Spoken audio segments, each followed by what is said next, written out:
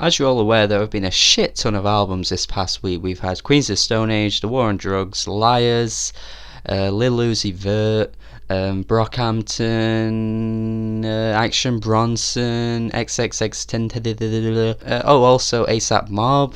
And some of them have been pretty damn good. I mean, I've particularly enjoyed Action Bronson, Brockhampton, and The War on Drugs quite a bit. But none of them I feel like I'm in love with. Even though there have been all these albums, you'd think there'd at least be a few that I'd love. But actually, no, that's not been the case. But with all these albums that have been hyped up, there is this one album that's pretty much been flying under the radar, and it has got a bit of attention, but it's not been as hyped up as the other albums. And that, my friends, is Freudian by Daniel Caesar. And this album, for me, has been the album of the week by far. Daniel Caesar is an R&B soul singer. I don't know much about him, but he's had a few projects out in the past, but this one is looking like his most hyped up one to date. I mean, for very good reason. Jesus Christ, this is some of the most beautiful R&B music I've heard all year. Of course, for me, it's not topping Sampha's album, but it's still pretty damn good.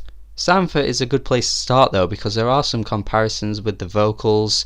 He does sound sometimes a little bit like Sampha. Also, his biggest influence has got to be Frank Ocean.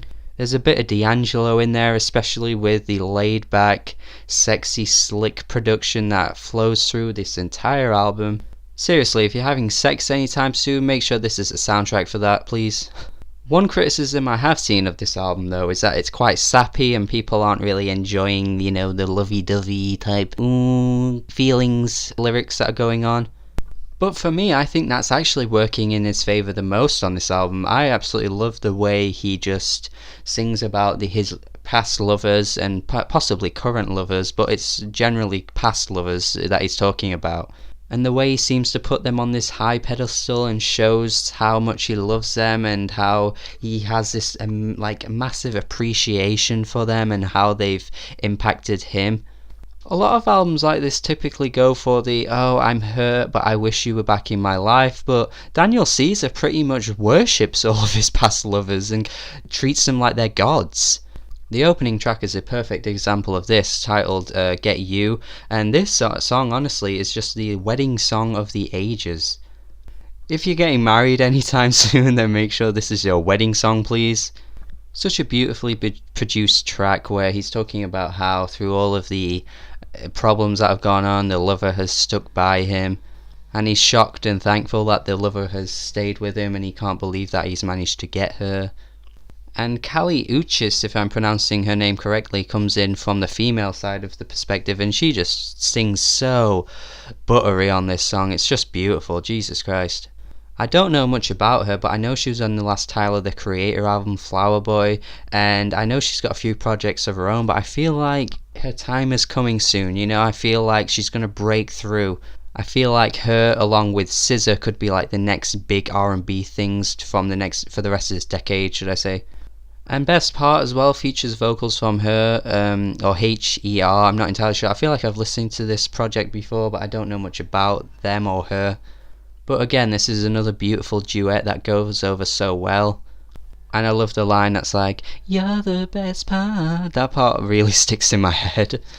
And the next few tracks do feature female featured vocals. I think Hold Me Down actually has a sample from another song, and that really interpolates really well within the track.